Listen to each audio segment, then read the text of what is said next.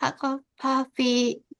She also demonstrates superhuman durability, resisting underwater pressure and impacts that would harm humans. Her siren call grants her a beautiful magical voice, both underwater and in human form. Lastly, she exhibits thermal endurance and being affected by extreme temperatures. It makes me feel cold and soaked after I watch this movie. These are five senses of this movie.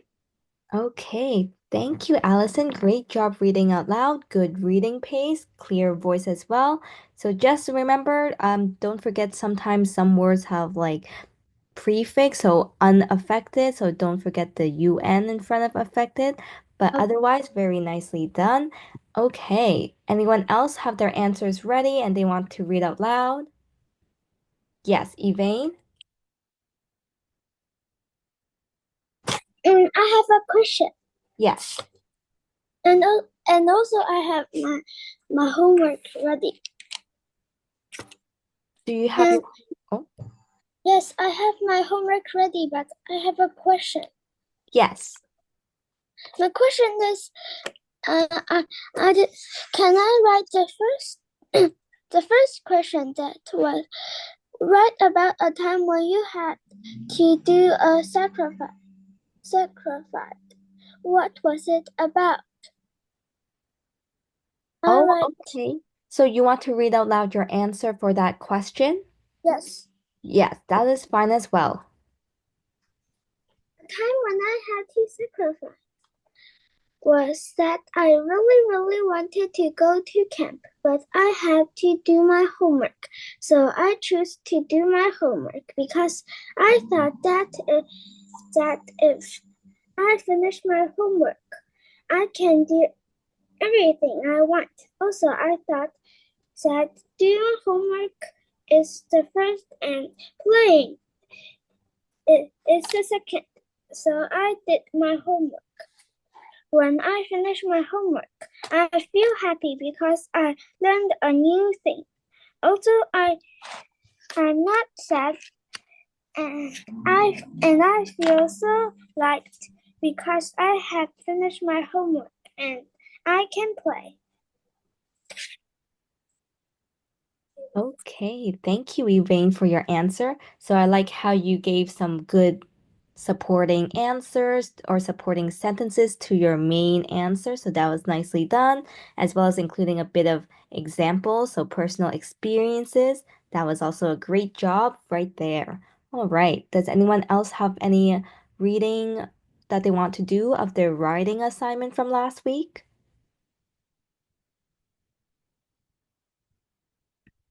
So we had to answer this question here, referring back to slides 16 and 19. So it'd be around this slide as well. And here maybe if you didn't finish writing. Okay, so if everyone else is done or doesn't want to read out loud, then we can move on to the next part then. Okay, so we'll move on for now. Let's start with a quick quiz. All right, so starting with question one over here. What does the word faint mean? So again, answer in the group chat, but try to send your answers directly to me so that other people can get a chance to answer themselves. And remember to number your answers, so 1A, 2B, 3C, and so on.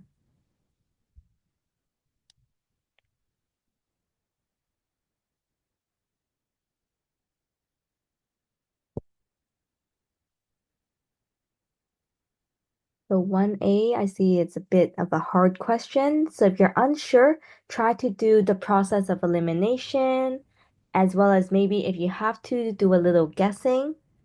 So answer it to the best of your abilities.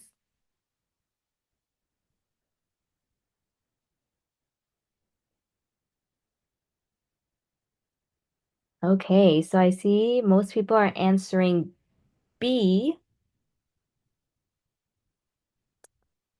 Okay, so the correct answer is A. So, first off, let's define what the word faint means. Does anyone know what the definition of faint is?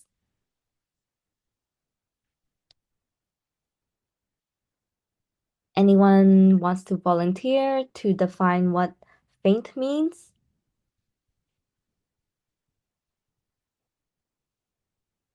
Okay, so maybe everyone is unsure of this word.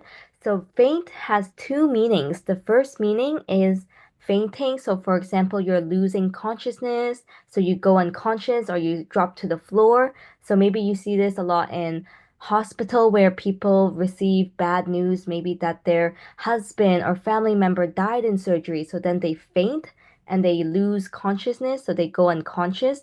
That is one definition of faint. So that's one definition there. Another definition is something used to describe a smell or a scent that is very faint, as in very little. You can barely see it or barely feel it or taste it. So that is what faint means. And in this case, looking at all of the options, we know that it is not a facial expression. It is not having the form of a curve. It is not a sloping position. It is a, barely perceptible. Perceptible is talking about how someone perceives something. So, as in how they get a sense of that thing. And if you're saying it's barely perceptible, you're saying that it's barely able to get a sense of that thing. So, that is what faint means. You're barely able to get a sense of that thing. It could be a smell, a taste, a feeling, or an image. So, that is what faint means. All right, let's go to question number 2. Choose the correct word for this fill in the blank sentence. There are blank oranges in the basket.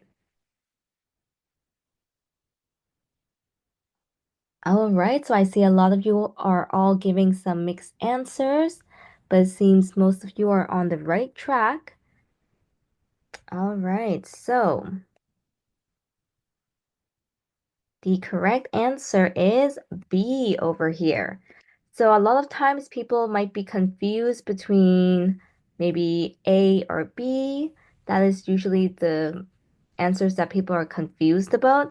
So the correct answer is B, many, because many is used with countable nouns or countable things. So in this case, we're talking about these items, which is oranges, and they're in a basket. We know it's plural with the S, so there's multiple oranges, and that this is something that you can count. So it is therefore using many because we can count individual oranges. But if you're using much, it would be for uncountable things, such as water. For example, water you can't really count, or sugar, there's no individual like package or item to count. So these are things that you can't really count. So think of, for example, liquids. You can't count these as individual units. You have to count it, or you have to give volumes such as like milliliters or liters, but there's no individual items like how oranges, you can say there's one, two, three, or four. You can't say one, two, or three, four water or sugar. It doesn't make sense. Okay, so more and most over here, these are comparative and superlative forms, meaning that they don't fit the context here, they don't fit the sentences. It's more that you use more for comparison. There are more oranges than something, or there are more oranges than apples in the basket. And then for most, again, you're also using it to compare other things. There are most oranges in the basket compared to the other basket or such. All right, so moving on to number 3 now. Which word is a synonym for began?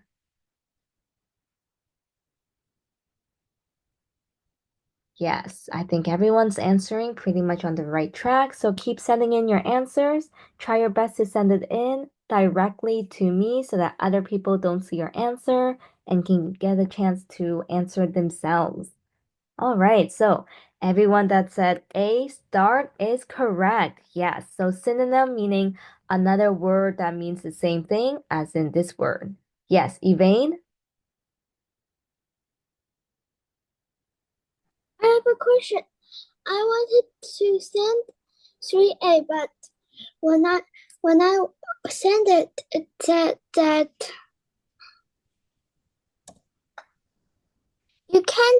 chat with Allison during this meeting. So if you look at your if you open up the chat, there should be a two part, and under the two, and then there's an arrow you can click on where it says everyone in meeting, or you can click on individual people. Then from there, you can click on just the teacher to send in your answers. Does that help? Yes.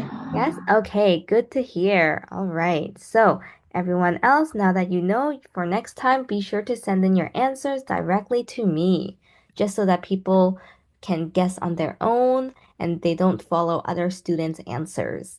All right, so star is the correct answer. That finishes off our quiz.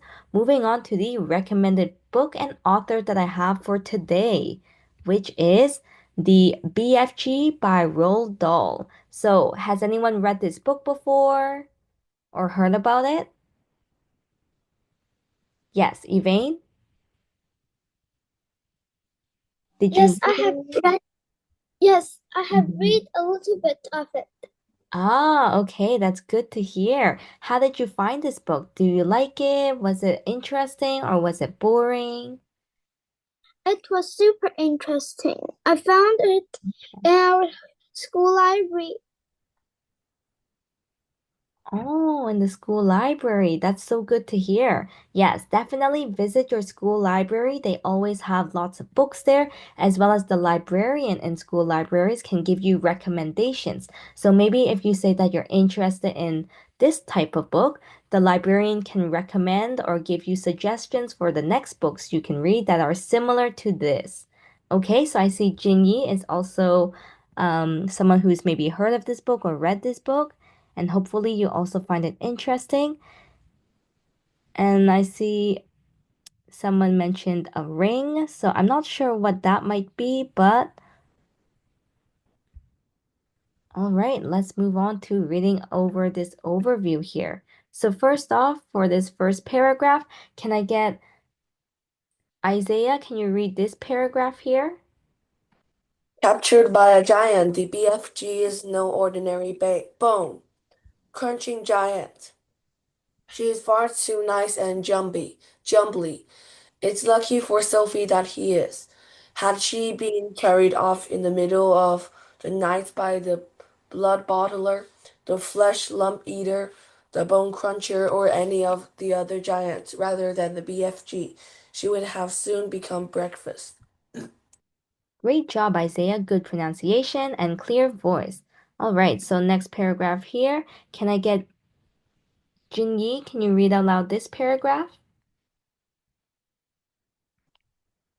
When Sophia hears that they are flush bunking off in England to swallow a few nice little chillers, she decides she must stop them once and for all.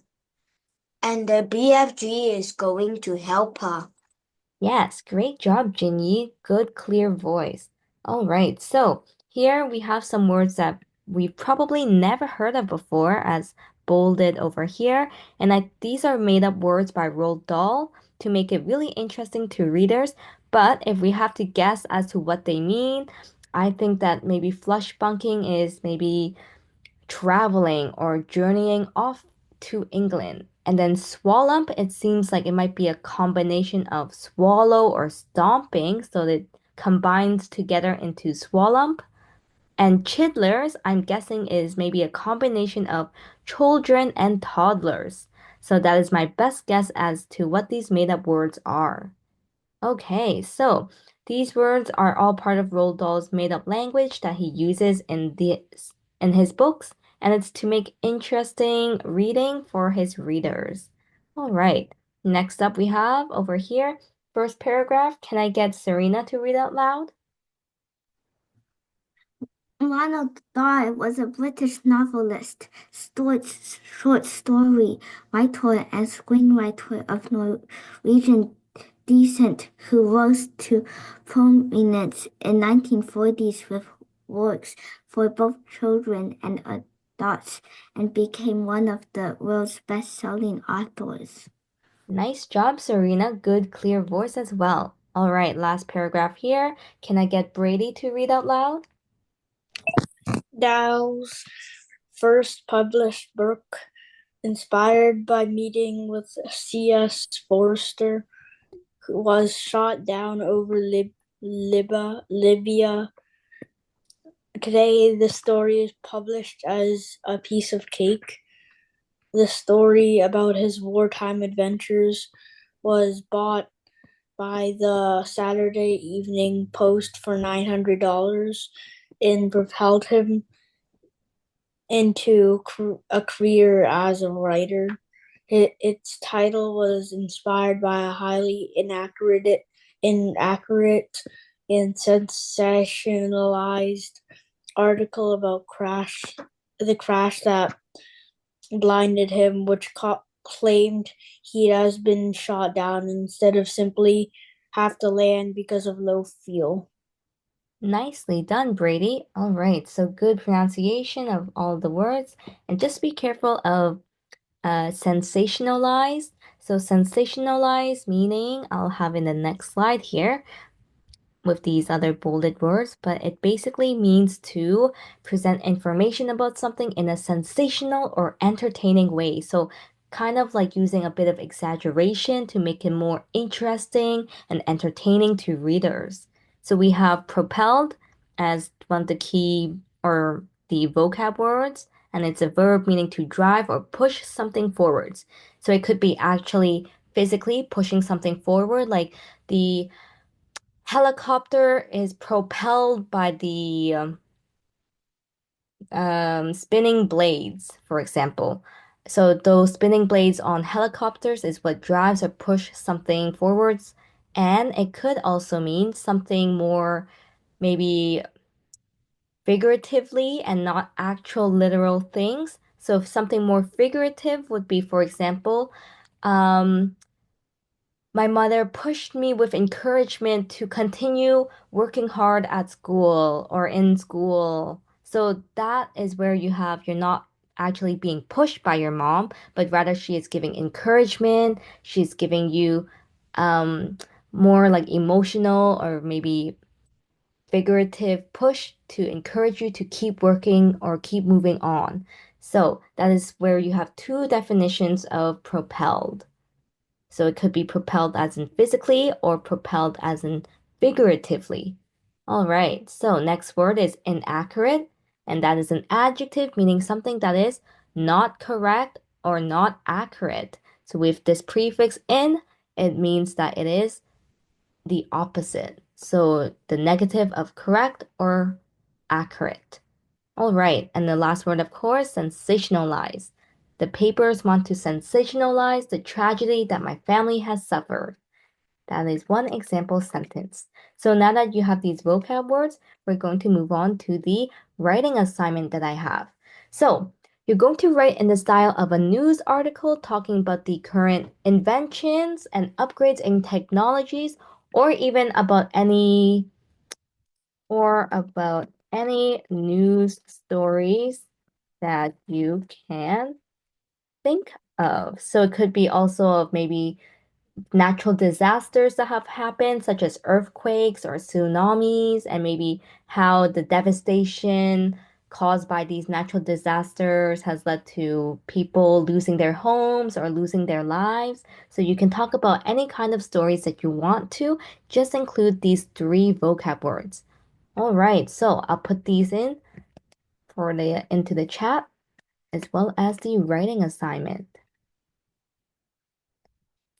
So again, try to have your sentences flow together. Make sure that you're using connecting words and connecting sentences so that they make sense and it doesn't sound too choppy. All right, so I'll give everyone 5 minutes.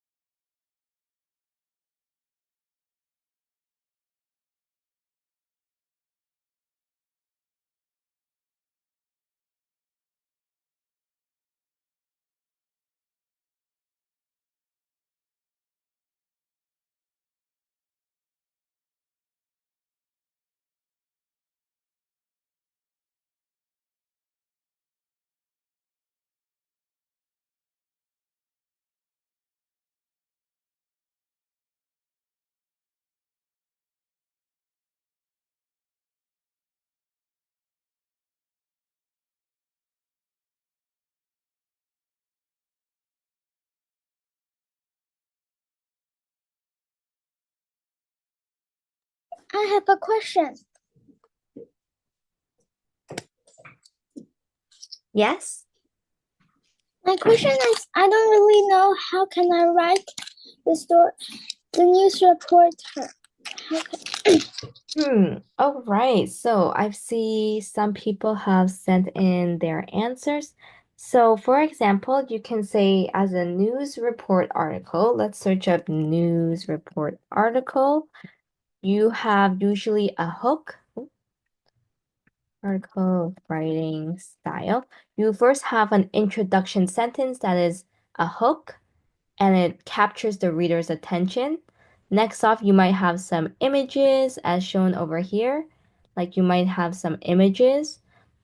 And then your introduction or introductory sentence should also capture reader's attention, but also basically summarize what exactly this article is going to talk about. So, for example, if you're writing an article about how a boy was saved from drowning by a homeless man, you can say, nearby or a neighborly homeless man rushes into the frozen lake river to rescue a 6-year-old boy from drowning. So that could be already your introductory sentence. It captures the reader's attention as well as summarizes what the article is about.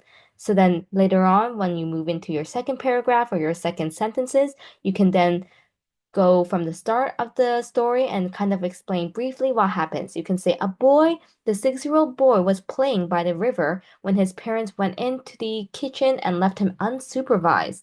And then you can then explain what happens. Like the little boy lost his balance and fell into the river and called for help, but no one was within vicinity to hear him except for this homeless man. And so this homeless man rushed in to save him.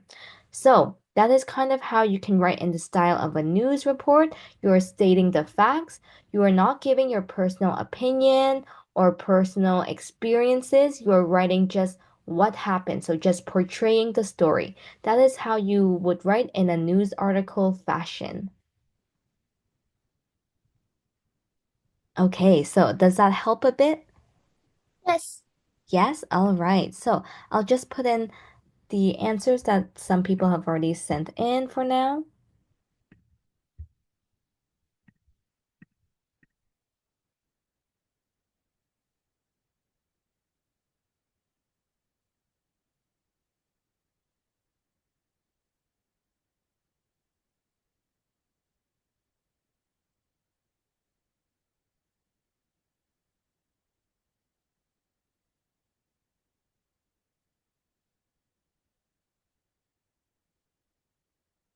Okay, so for Serena's answer,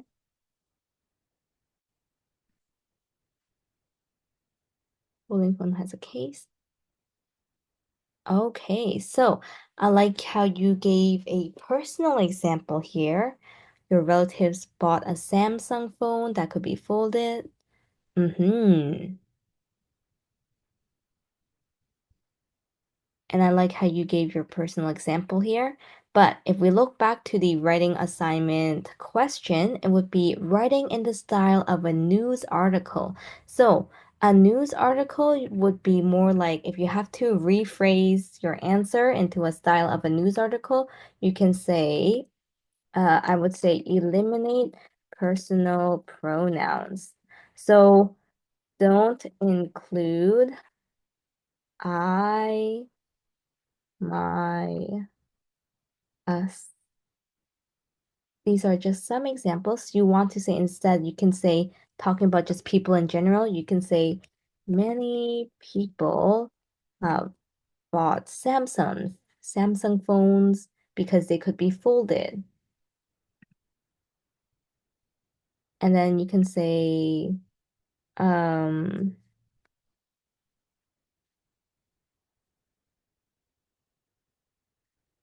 this. And then instead of relatives, you can say many people to make it more of a news article style. So you never want to include your personal pronouns or even personal opinions because a news article is basically like a news reporter that's talking about a story or an event in an unbiased, non-judgmental way. So they're not taking sides, they are just presenting the facts and the evidence, especially in elections. So in political elections, like government elections, this is really important because the way a news article conveys the story can influence the reader to believing a certain side or believing a certain thing. So if they're using words such as like negative words such as the ugly or scrawny or unkind man helped out the nice, kind gentleman sitting by the bench. So that sounds very judgmental, as well as it portrays the homeless person, or maybe the person that's actually doing something nice, as something really bad. So that can have an influence on the readers, and they think, oh, even though that person did a nice thing, they're still a bad person because of the word choices that the author uses. All right, so I'll just say now back to the news articles. Uses no pronouns and is impersonal. Okay.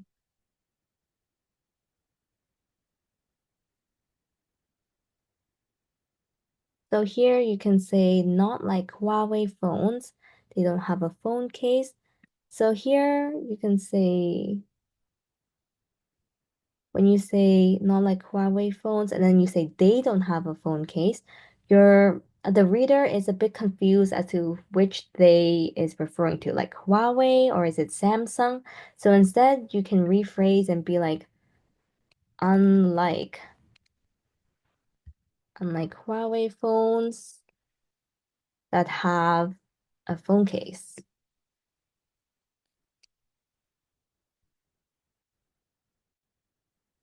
And then you can say the Samsung folding phone. Oh, that doesn't. The Samsung folding phone has a case. And then here, when you said, I like phones that have cases because it won't be scratched by a car key, again, you want to use them more impersonal and just giving the facts. So if this is more factual, you can say like, instead, the reasons that many people have given to liking these phones is because they won't be scratched by a car key. So that could be another way of rephrasing this sentence into a news article format. Okay, so we can say instead,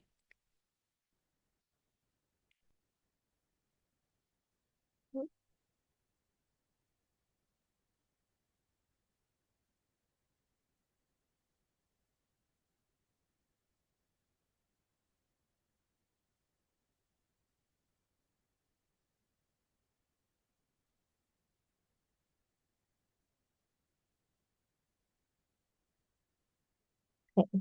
So here, next up, Allison. When they play pretend.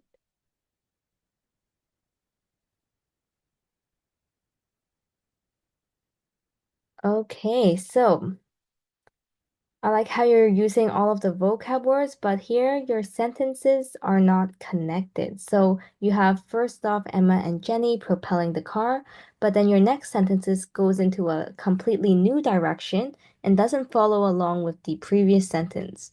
So here you have they play pretend, teacher, but the last math problem is inaccurate, so they found out a solution that might work by using other students to do it and got it correct. So you can say maybe oh, I think here when they play pretend, and then you can say instead of the last math problem here, you can say they calculated how much strength they would need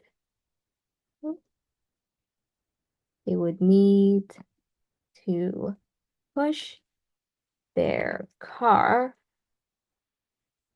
but it was inaccurate.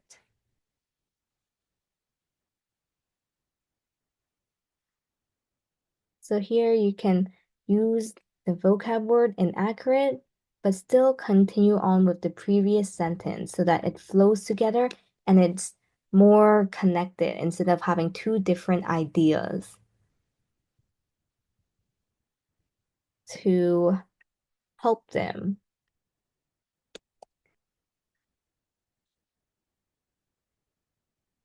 Right. Moving on to Brady's answer over here. Okay, so Serena, you don't know how to put in the new words. That is okay. If you really can't think of a story, you can just write 3 sentences or 4 sentences using these words then.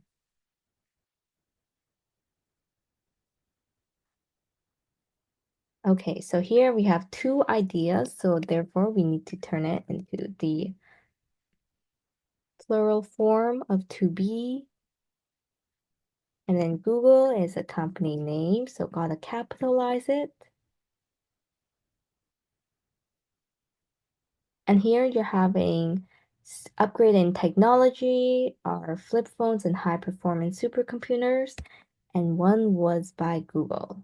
So here we can include a little comma because it's 2 different ideas here. So we have flip phones and high performance computers as the examples of technology, and then a little separate idea where you mentioned, and one was by Google.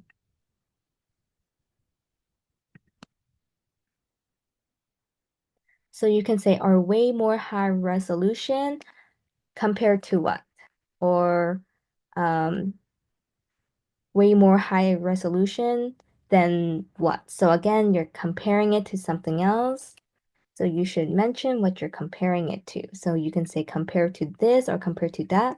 And you have to say what you're comparing it to because you use the word more. So if you're saying this is more this or this is more that, you're doing it in a comparison way. So comparing it to something else.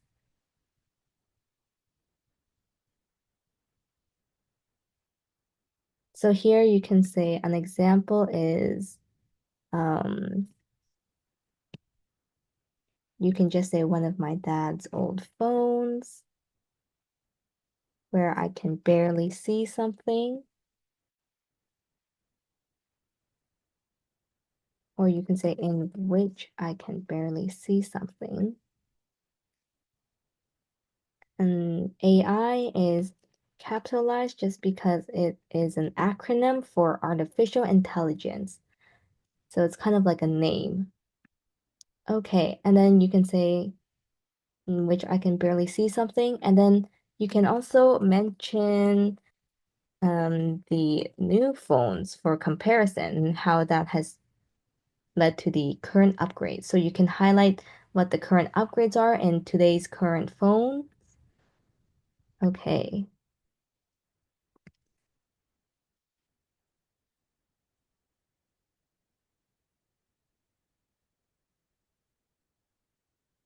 So next up we have is Jinyi.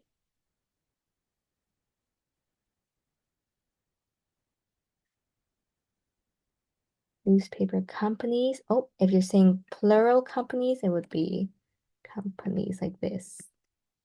So remember, we only use apostrophe S if you're doing possessive nouns. So if you're referring to a noun's object, so maybe this woman's purse, that's where you would have apostrophe S. But if you're just saying the plural of a noun, like the purses, then you would just use S, or in this case, IES, instead of apostrophe S. All right.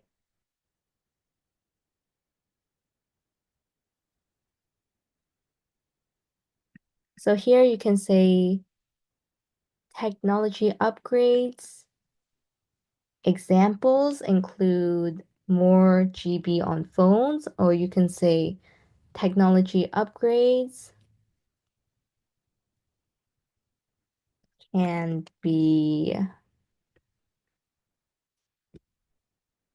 oh, or instead of can be, since it already has happened, you can say are or includes.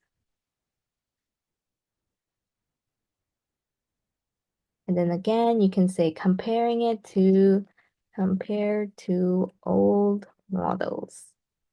So again, you're always wanting to compare, especially when you're talking about something is an upgrade. So upgrade from what? Upgrade from where? How's it an upgrade? And you say, oh, it has all this new inventions or new features, and you're saying, okay, but what about the old one? Does the old one have these features already? Like, how is it different? So you always have to mention the old stuff as well to highlight exactly how much change has happened. So technology upgrades, upgrades also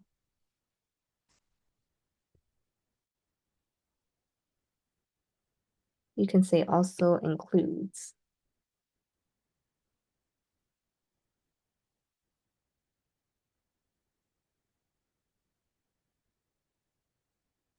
Okay, so AI, Google, and much more. So here, usually we would have a comma when you're listing out different items. So AI one thing, Google another thing. So comma, comma, and even a comma before the and. So this is called an Oxford comma. Oxford. Oh, and this is a comma that people sometimes say you can or don't need to have, so it's optional. But I would recommend people to include this comma because it makes your sentences more clear. So when you're listing out items or different things, including an Oxford comma can make it more clear that, oh, Google is its own thing and not maybe connected to your and item. So for example, if you said instead of and much more, you can say and Android, let's say, for example, then if you don't have this comma, people would assume, oh, Google and Android like is one item, one thing. So by having the Oxford comma here, as in the comma before the and, you indicate that this is a separate item. This is Google on its own and Android on its own. So they're not together, they're not one item or one thing, they are two separate things. Okay. Let's see who else has their writing ready. Isaiah, thank you. I'll include your writing as well.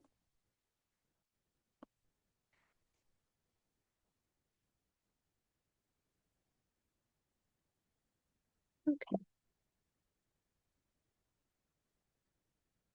New York City drove an electric car.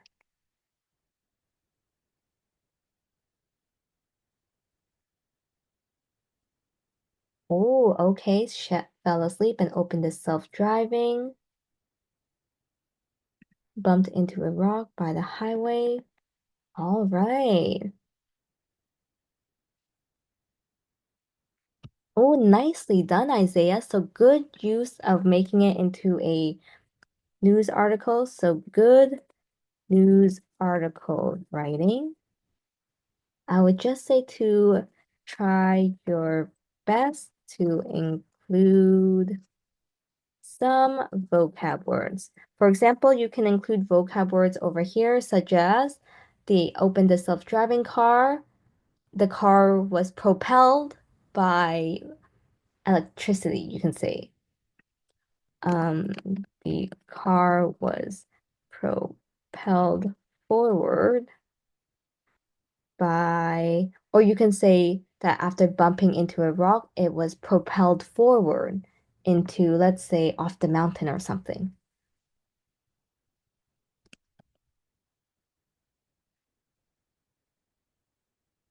So that is one way in which you can include the vocab word.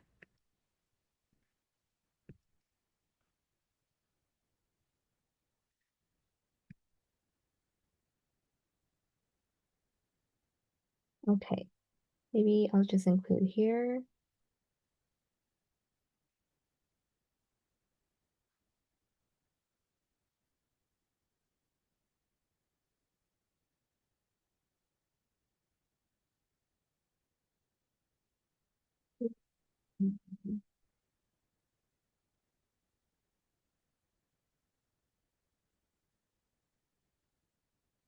Okay.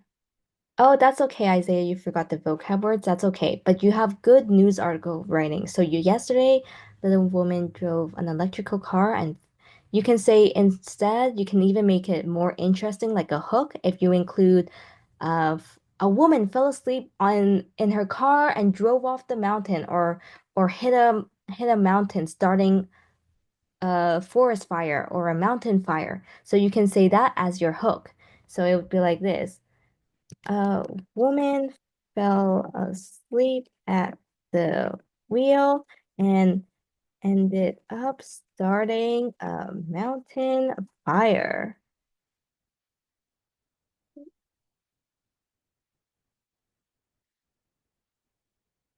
So here, that can be your hook. And then you'd have your new paragraph or new sentence here. So this is kind of like your summary of your writing or article, as well as the hook that gets readers' attention. Like they're skimming the newspaper, thinking, what's interesting to read? And they see, oh, look at here. A woman fell asleep at the wheel and a mountain fire. That seems interesting. So that gets their attention, and then they're more likely to read into the story. All right, so next up. Oh, yes, that's okay, Isaiah. I liked how your story was well thought out, so nicely done. You got the news article bit correctly. All right, so on to a bit of reading here. Let's start with it's on the topic of kids and conservation. Why not have class outside? Yes, Elaine? I think I sent my answer to you. Oh, yes, I see. Okay, so I'm going to put your answer in as well. Thank you for reminding me, Elaine. So, again, got sued, I think you meant to say. So good job including a heading over here, kind of like an introductory sentence to capture the reader's attention. Mr. and Mrs.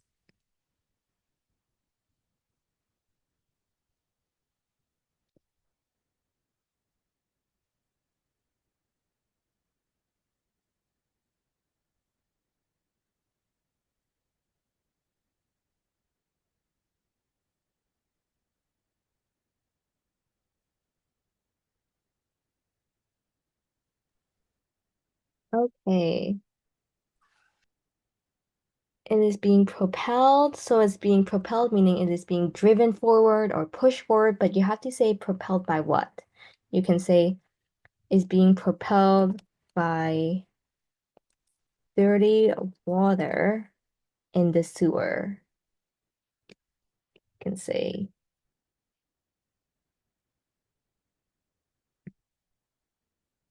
yes, Elaine. Mm, I I didn't read what propelled it because they found it the day later and they don't really know what has propelled it. Okay, that's okay if they don't know what propelled them. You can say that you found it being so propelled, meaning that it is something that is pushing forward or driving something forward. So propel, if you think of propellers, which is another way to say the blades on the helicopter, those are spinning around really fast and it is driving the helicopter forward or driving it to fly. So that is what propelled means. And if we apply this word in other ways, other situations where something is pushing or driving something forward. So in this case, you can say the acorn is in the sewer and maybe it's moving along in the sewer. So moving in dirty water. So we can say that it's being propelled by dirty water in the sewer. Okay. Um, and then also be sure that Mr. and Mrs. are always capitalized. So you can just keep that in mind for the continuation of your story. And also, anytime you have dollar sign, it will always be in front of the amount. So not at the back, but at the front. And the acorn got lost. So past tense would be not ed, but t. So this is one of those irregular verbs. So you can say, but the sensationalized acorn. Oop.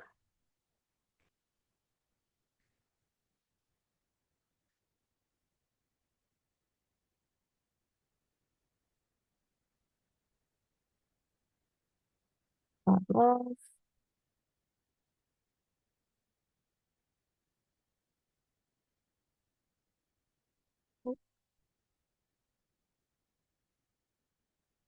Okay, so next up that we have, let's move on to the next part then, some reading here. All right, so starting with the first slide here, can I get Allison to read out loud? Wouldn't you like to have school outside on a nice sunny day? Students at 3 elementary schools in the Dallas, Texas area were able to do it after they helped create their own outdoor classrooms. 20 students at each school in pre-kindergarten through 5th grade took part in this project. Where school gardens, now called Outreach, worked with the students and other partners to create outdoor classrooms. Students were able to connect with the outdoors and learn about the natural areas surrounding their schools. They also learn about conservation of native species such as the monarch butterfly. Yes, great job, Allison. Good job reading out loud in a good reading pace. I would just say to try to make sure that you're enunciating all of the syllables and each word, so the endings, ing, as well as the s. Make sure to enunciate that, but otherwise, good reading pace. All right, next slide over here. Can I get Elaine to read this slide?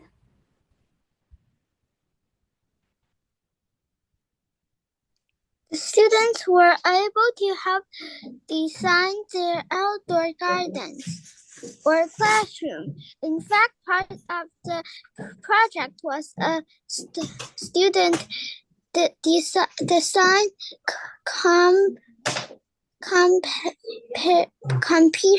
Competition. competition to the winning designs become part of the outdoor classrooms. And the students were able to help put their design in place. The outdoor classrooms were gardens that planted support water conservation and local wildlife. They also planted fig tree and tomatoes. Yes, tomatoes along with their fruit trees and vegetables, so they could learn where foods like these came from. In addition to plant important native plants such as milkweed, which attract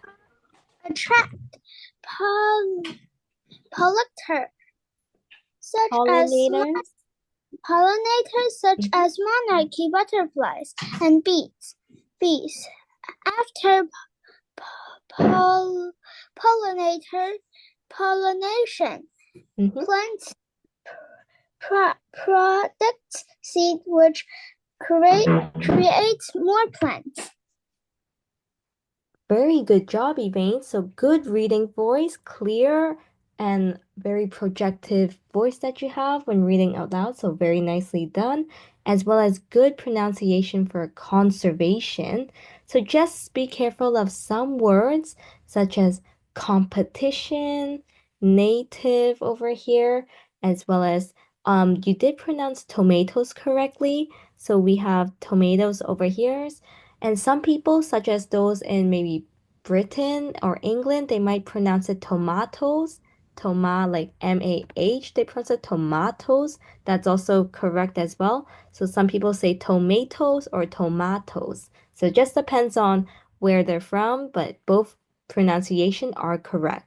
Some other words that we have to be careful of includes attract, as well as good job pronouncing pollination. And pollinators is basically plants or animals that visits plants. So it could be bees or maybe even some like butterflies that visit plants and they pick up these pollens, so these little dust from the flowers, and they fly to other flowers and they bring that dust with them because it's attached to their body, maybe it's sticking to their fur or whatever, and it gets into the next flower that they're visiting. So that will help create new seed and new fruit for that flower. Okay, so other words include monarch, just be careful of monarch butterflies, as well as produce. So plants produce seeds. Just be careful of the produce word over here. All right, so last slide over here. Can I get Brady to read out loud?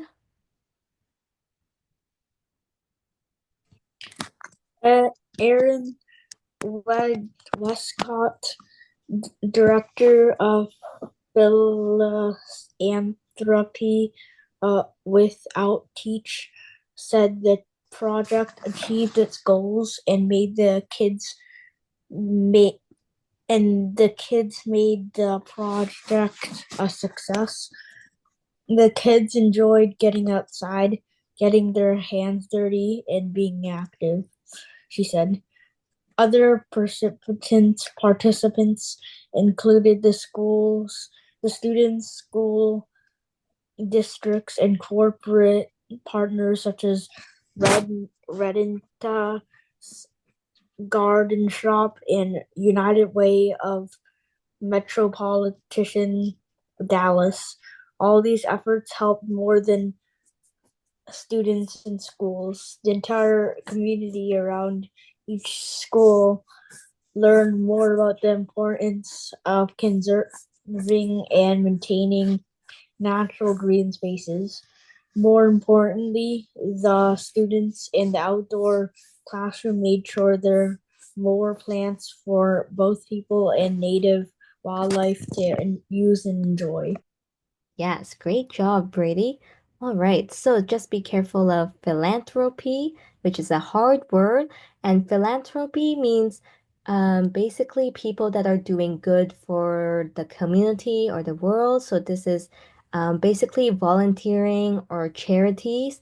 That would be philanthropy. So anytime you're director of philanthropy, it means you're director of, for example, charities or anything that's giving back to the community. So it could be money wise, it could be also donating maybe the resources, so maybe donating wood or construction supplies or such. So that can be all part of philanthropy, which means basically volunteering and doing charity.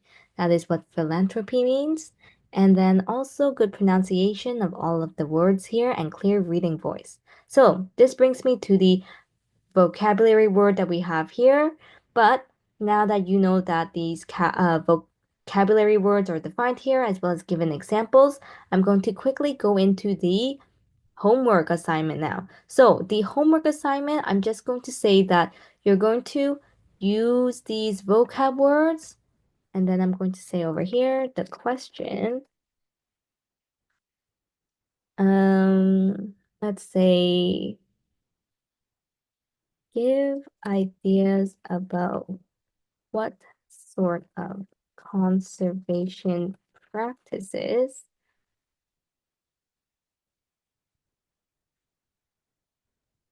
can be done by students in your community? So you can research your local community's plants,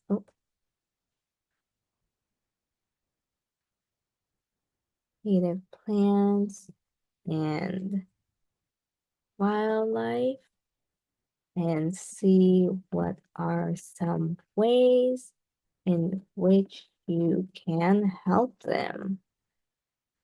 Okay, so this is going to be for homework here. Okay. This question, and of course, you're going to have 5 to 7 sentences.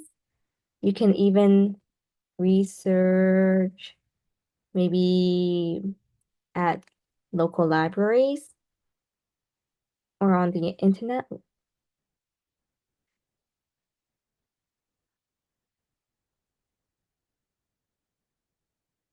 On the internet, as well as be sure to submit your writing into the forum on Dr. Joe Academy. Okay, so I'll just end it here and I'll give you a copy of the slides, of course. If you don't receive a copy of the slides, be sure to reach out to Dr. Joe Academy to let them know. But this is going to be for your homework, and I'll have you all get this homework assignment ready for next week and we'll take it up together. Okay, I'll let you all go and enjoy the weekend, of course. Have some good sunlight. Enjoy the sunlight while you still can. And of course, I'll see you all next week. So, bye everyone. If you have any questions, you can let me know, or any topics that you would like to do. But if not, you can all go and enjoy the weekend and enjoy the sun. No questions? Bye. Bye everyone. Bye. Bye. Bye.